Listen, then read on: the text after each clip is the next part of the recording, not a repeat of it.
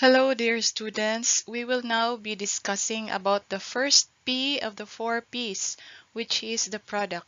This is the focus of the next two chapters, Chapter 11, which is about product and branding concepts, and Chapter 12, developing and managing products. First is Chapter 11, product and branding concepts. The purpose of this chapter is to discuss the difference between goods and services, contrast the four classifications of consumer products in terms of consumer factors and marketing mix factors, identify the six types of business products, summarize the major elements of brand equity, differentiate the methods used to develop and protect brand identity, and then we will outline the various types of brand strategies used by marketers, explain how companies organize to manage brands and products, and then we will summarize the three major objectives of packaging and labeling. What are goods and services? The term product refers to either goods and services. Goods are tangible products that customers can see, hear, smell, taste, and touch. Goods are things that people make or grow to sell. Television, shovels, or cereals are examples of goods. In contrast, services are intangible products. When people perform jobs for others, the jobs are called services. You cannot hold a service in your hand. Haircuts, car repairs, and dental work are examples of services. Services can be distinguished from goods in several ways. First, services are intangibles. They do not have physical features which buyers can see, hear, feel, smell, taste, or touch. Second, services are inseparable from the service providers. The names of doctors, lawyers, or hairstylists are synonymous with the service they provide. The doctor must be present to perform treatment. Likewise, the hairstylist cannot be separated from the haircut. Third, services are perishable. Providers cannot maintain inventories of their services. Example, a day spa cannot stockpile facials or pedicures, or a travel agent cannot keep quantities of their product on a shelf. Fourth, companies cannot easily standardize services. For example, a hair coloring from a salon stylist will be slightly different for each customer. Another example is a physical therapist which will provide a similar service to her clients, but every client will have a slightly different experience. Goods services continuum. Sometimes it is difficult to determine whether or not a product is a good, a service, or a mix of both. One tool that marketers use to distinguish services from goods is the goods services continuum. While there are pure goods and pure services, many products fall somewhere in between on the goods services continuum. As shown in this illustration, a car can be considered as a pure good, while dental service is a pure service. The restaurant experience is a mixture of goods in terms of the tangible food and drinks that they serve, and it is also service, as when the waiter takes the order, the chef cooks the food, or the dishwashers clean the dishes. How are products classified?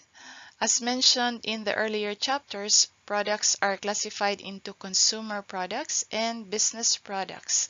Consumer products are classified into convenience products, shopping products, specialty products, and unsought products, while business products may be installations, components, accessory equipment, MRO supplies, raw materials, and business services.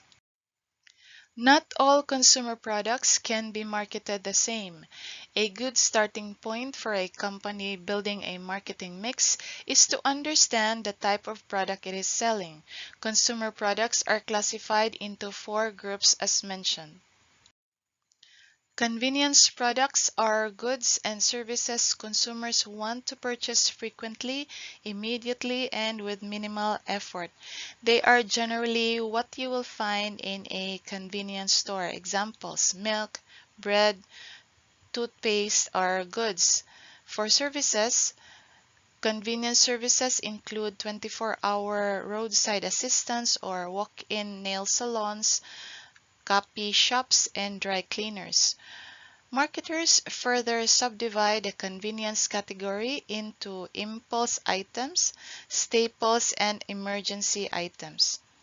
Impulse goods and services are products purchased on the spur of the moment. Example: a pack of gum from the checkout counter or checkout line.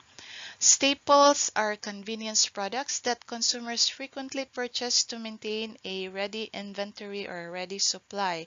Example: gasoline or milk or rice. Emergency items are items that are urgently needed in times of crisis. So example: medicine, batteries, or first aid kits. Next, we talk about shopping products. They are more expensive than convenience items and ones where the shopper lacks complete information prior to the buying process. Consumers purchase shopping products only after comparing competing products, price, quality, style, and color. Example: automobiles, furniture, electronics, and appliances, as well as services like child care, auto repairs, insurance, and hotel stays. Although advertising can be used to raise brand awareness, personal selling is often involved during the purchase process of these types of items. Specialty products offer unique characteristics that compel buyers to purchase particular brands.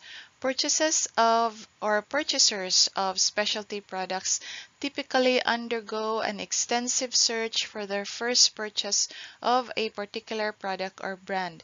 But once loyal to that brand, buyers making future purchases know exactly what they want and they are willing to pay accordingly. Examples are branded and mostly expensive items like Hermes bags and scarves, Chanel fashion items, Kate Spade handbags, Mercedes-Benz, Tiffany jewelry, and Ducati motorcycles.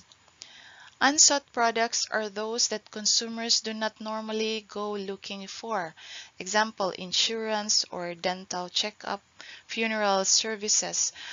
Marketers promote these items through personalized service by sales associates or image advertising. This table shows a summary of what have just been discussed. Feel free to pause this video to review the types of consumer products. How the marketing mix applies. Although not all products can be easily classified into one of these four categories, this system helps guide marketers in developing a successful marketing strategy. Buyer behavior patterns differ for the four types of purchases. Think of the product that you are studying in your marketing plan and where they may belong in the product classification.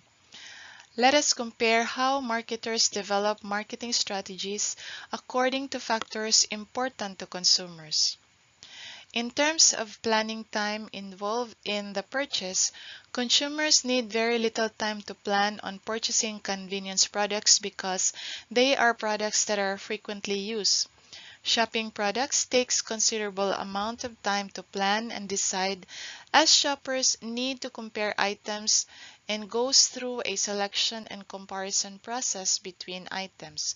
For specialty products, extensive amount of time to plan and decide when buying these types of products are needed because they are usually quite expensive. In terms of frequency of purchase, consumers Buy convenience products frequently, less frequently for shopping products, and infrequent for specialty products.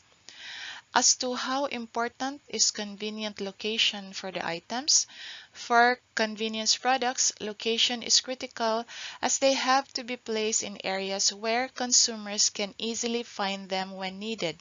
Location is important as well for shopping products, and however, for specialty products, location is unimportant because buyers for these types of products often go to where they are available, which are mostly found in exclusive distributors, where some are even located abroad, and buyers would often travel just to purchase these specialty products. As to comparison of price and quality, buyers of convenience products need very little time to compare prices and quality because they are already very familiar with these products. Shopping items need considerable time to compare prices and quality among similar brands. But for specialty products, there's very little options for comparison of price and quality because these items are sometimes unique and cannot be found somewhere else or have no comparables at all. In terms of price, convenience products are low priced, shopping products medium to high, and specialty products high price. As to seller's image, it's not really important for convenience products as they can be sold anywhere from sari-sari store, suking tindahan, or in any convenience stores on the streets. For shopping products, store image is very important because shoppers prefer to go to known shopping stores like malls and shopping strips. It is important as well for specialty product buyers because quality, reliability, prestige, and safety are usually synonymous with the seller's image. Distribution channel length, long for convenience products because they are distributed through wholesalers and retailers. Relatively short for shopping products as sometimes manufacturers directly sell their products through direct outlets. Short distribution channel for specialty products because the manufacturers are usually the exclusive distributors to where buyers directly purchase them.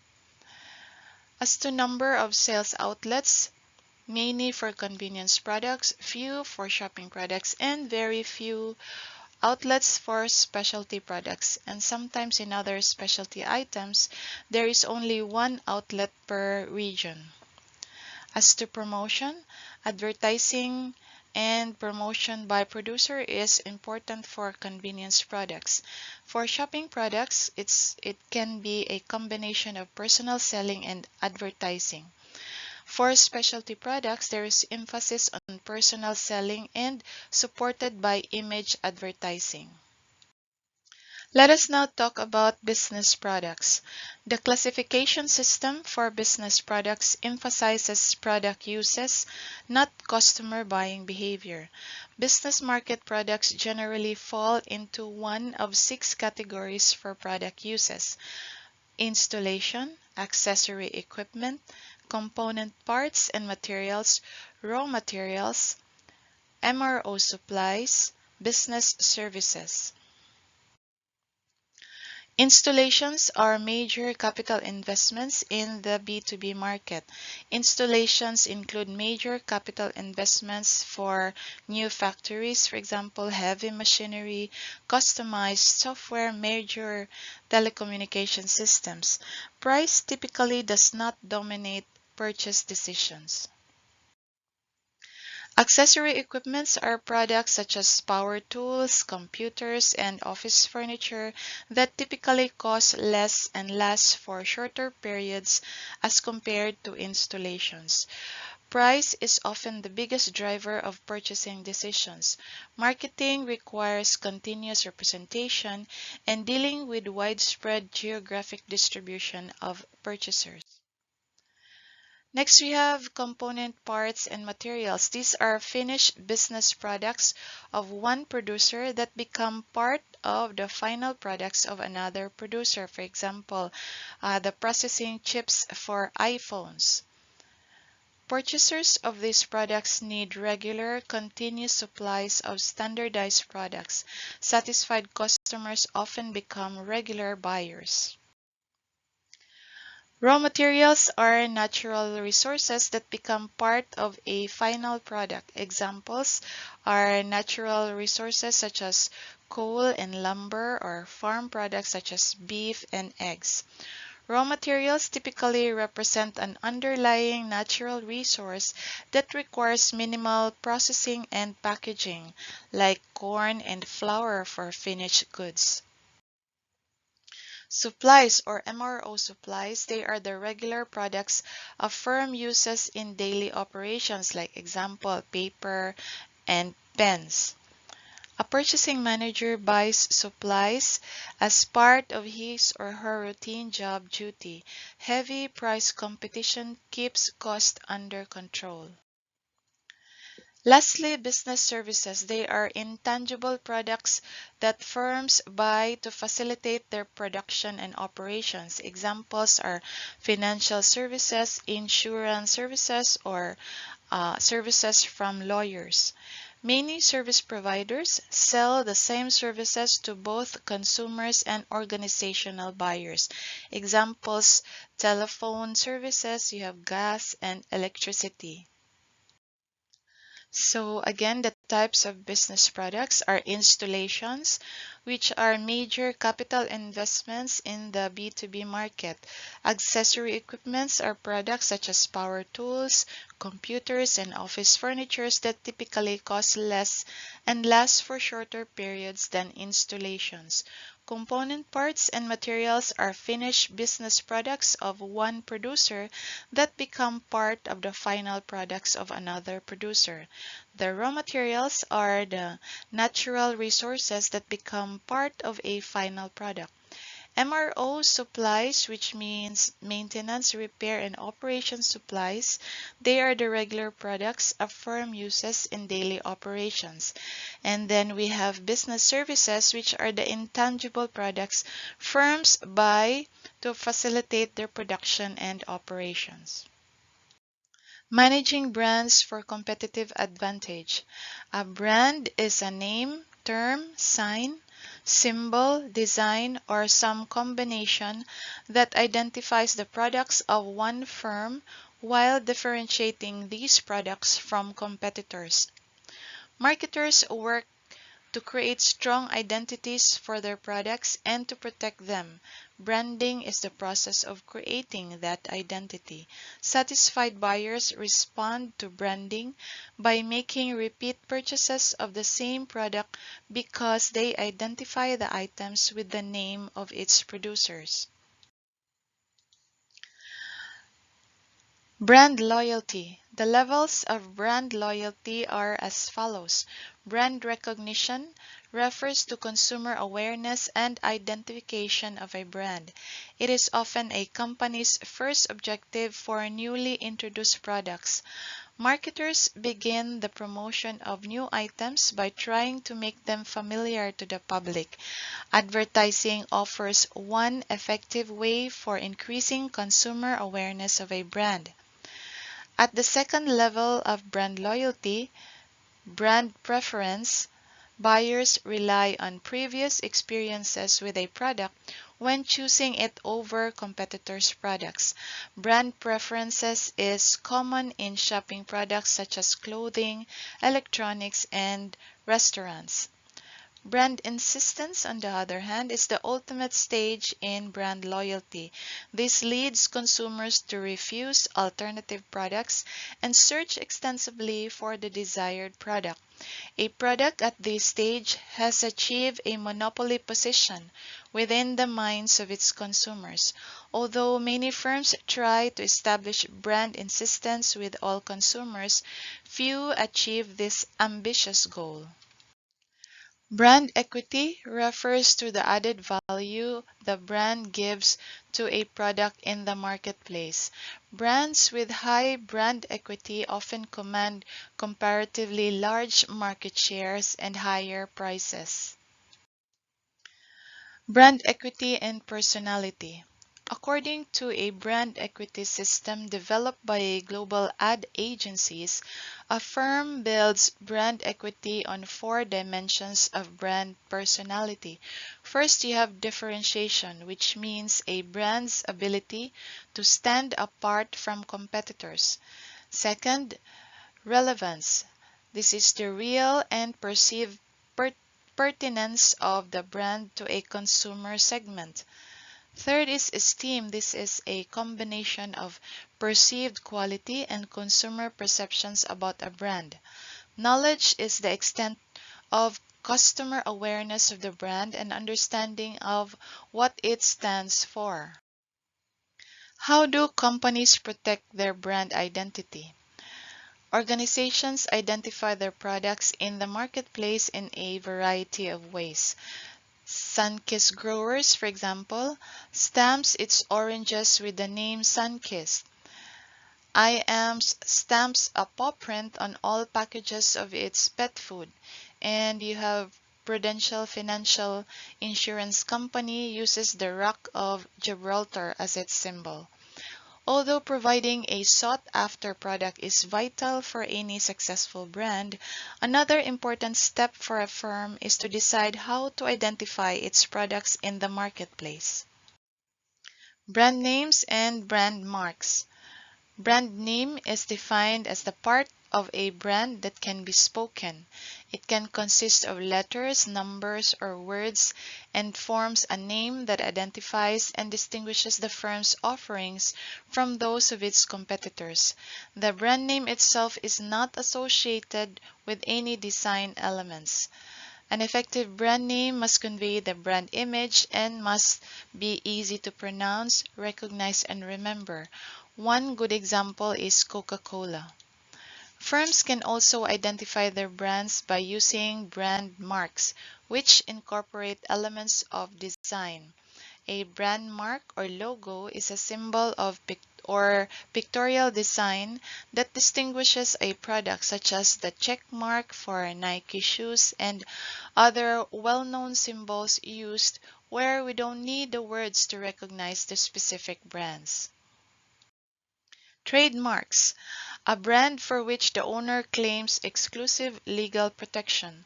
To receive trademark protection, companies file an application with the Patent and Trademarking Office. A trademark shouldn't be confused with a trade name, which identifies a company. The Coca-Cola Company is a trade name, but Coke is a trademark of the company's product. While brand names and brand marks mainly involve wordings or logo, trade dress is a broader category of brand identity.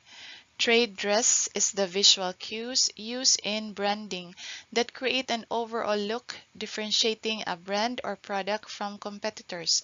These visual components may be related to color, size, package shape, graphics, and similar design factors. Often, it's the combination of visual cues creating a total image of the product or the company that constitutes trade dress. It's important to differentiate between the methods used to develop and protect a brand. In regard to Starbucks, the name Starbucks is the brand name. The distinctive lettering and the mermaid logo are the brand mark. Since Starbucks has filed for trademark protection, their brand name and brand mark are legally protected. The combination of visual cues at a Starbucks, including their brand mark, cup design, use of green, and store layout or uniforms of their waiters and cashiers, represent their total trade dress. Other types of brand strategies. Brands are typically classified in three distinct ways. You have generic, manufacturer, and private brands. Each has a different set of characteristics that define it. Some firms sell their products without any efforts at branding. These items are called generic products. They are characterized by plain labels, little or no advertising, and no brand names. Common categories of generic products include food and household staples. Manufacturer brands are also called national brands, which refer to a brand name owned by a manufacturer or other producer. These are what most people think of when they think of a brand. Example, Kellogg's or Dole, Sony, and Chevrolet. The brands offered by wholesalers and retailers are called private brands or private labels. Although some manufacturers refuse to produce private label goods, most regard such production as a way to reach additional market segments. Examples are the many products under the brand Bonus, which is a private brand under SM stores. Brand extension versus line extension. When you say line extension, it's the development and implementation of new sizes, styles, or related product offerings. Brand extension implies attaching a popular brand name to a new product in an unrelated product category. Marketers hope to gain new customers and markets by building on existing brands. Organizing brands and products. Traditionally, companies have assigned the task of managing a brand's marketing strategies to a brand manager or product manager. The precise title and responsibilities for these positions vary by company and industry. In general, brand and product managers support the marketing strategies of an individual brand or product line, set prices, develop advertising and sales promotion programs, and work with sales representatives in the field. They also support and coordinate efforts of the firm's sales force, marketing researchers, and advertising department. Brand and product managers often lead new product development programs, including creation of new product ideas and recommendations for improving existing products. Category management. Product management system in which a manager oversees a number of product lines and brands within a single category. Example are Procter and Gamble Company, which might have one category manager who oversees the dental care category, detergent category, hair care, and other product lines. Organizing for new product development. Most companies assign product innovation functions to one or more of the following. New product committees. They are typically those that bring together experts in marketing, finance, and research. New product departments are responsible for all phases of a development project within a firm, including screening decisions, coordinating product testing. The product managers are often those that lead new product development programs, including creation of new product ideas, recommendations for improving existing products.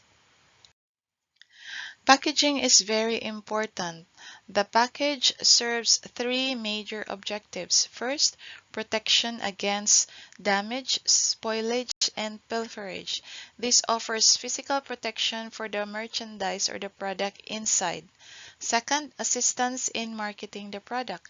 A package should evoke the product's image and communicate its value in order to attract buyers.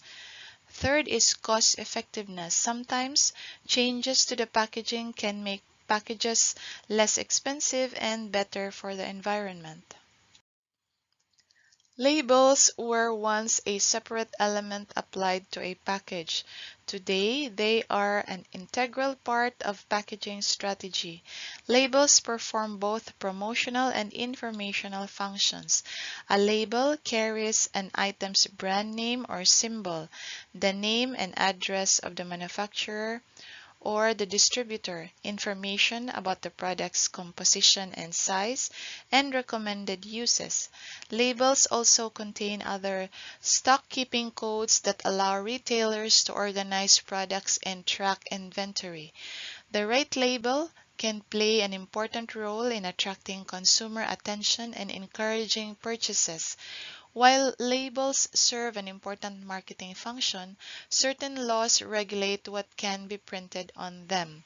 The key pieces of legislation that regulate labeling and its fair uses are the following: the Fair Packaging and Labeling Act, Nutrition Labeling and Education Act, and the Food Allergen Labeling and Consumer Protection Act, amongst others. The Food and Drug Administration has mandated design standards for nutritional labels, providing clear guidelines to consumers about food products. To summarize, this chapter talks about goods versus services. Goods are things that people make or grow to sell, while services are those that people perform for others. Services are intangible, inseparable from service providers, perishable, and cannot easily be standardized. Classifications of consumer products are convenience products, specialty products, shopping products, and unsought products. The types of business products include installations, components, accessories, raw materials, MRO supplies, and business services. We also discuss brand loyalty and brand equity, which include brand recognition, brand preference, and brand insistence stages. 4 dimensions of brand personality include differentiation, relevance, esteem, and knowledge.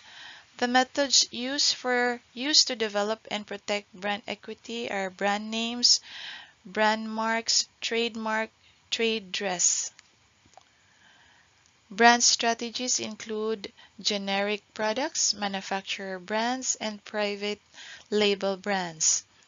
And then we also mentioned brand extension versus line extension.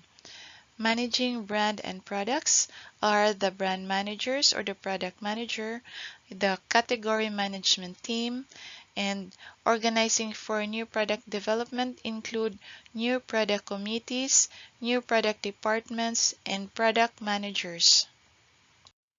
The objectives of good packaging is to protect against damage, spoilage, and pilferage. Packaging also assists in marketing the product and also must promote cost effectiveness. Labels are those that carry the brand name, the symbol, name, and address of the manufacturer, distributor, information about the product's composition and size, and recommended uses. That was Chapter 11, Product and Branding Concepts.